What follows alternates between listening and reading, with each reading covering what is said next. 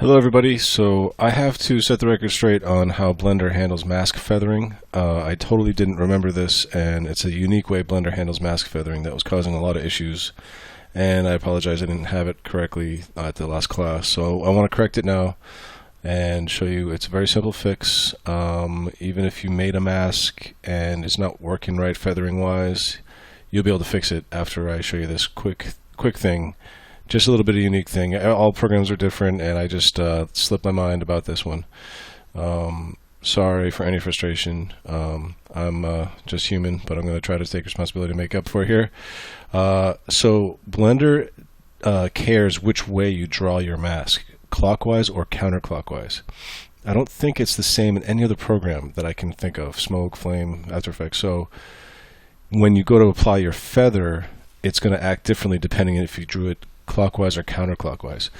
I'll just go in and show you real quick. So I'm going to make a new mask. I'm in my basic compositing setup where I changed this window to UV image editor, and I have this image that I made already to use, and I have a quick composite with the image, the mask, color mix node over this purple color or magenta, and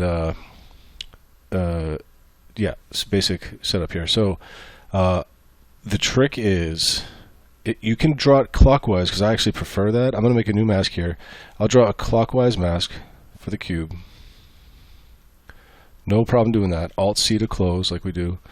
Now I'm going to deselect all the points with A, select them all with A again, Alt-S for the feather. And you'll notice the feather is going in. It's scaling inwards. So this was what I was doing by erroneously was what I was showing you guys a little bit.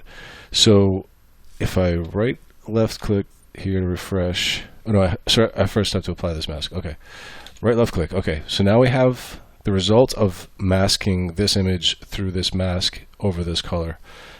And you see, even though it looks like our green lines are separated way out and it should be really feathered, it's not at all. This is exactly what we were coming up with before, and it's because I drew the mask clockwise. Blender expects it counterclockwise. Quick fix to fix it: in the mask menu, switch direction. Now we see our feather line is outside of our mask line, and it does feather like you'd expect. And I can Alt-S here to just exaggerate, and you can see it's feathering like crazy, just like you'd expect. So silly, I know, but that's the major just a quick step to make the mask do what you'd expect. Also, I want to show you here an active spline in the N, as in Nancy menu, inside the UV image editor. You see this active spline little tab here. Because the other issue we were getting, let's see if I can mimic it happening. Yeah, okay. So see now, sometimes the green feather will overlap itself like that. That's called self-intersection.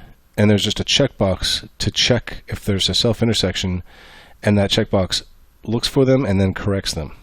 You might say you should do that by default, but there's probably a reason. I'm not going to speculate too much. It's really easy to fix, just that checkbox under the active spline in the end menu of your UV image editor. So hopefully that clears up a couple things that were causing a lot of confusion. I take responsibility. Hope I won't let it happen again. But that's how you draw masks and feather them in Blender. Next, I might do a short video on how to account for the size of your render when you have a image source of a different size, like we had with that mansion shot. All right, thanks very much, and I'll talk to you soon.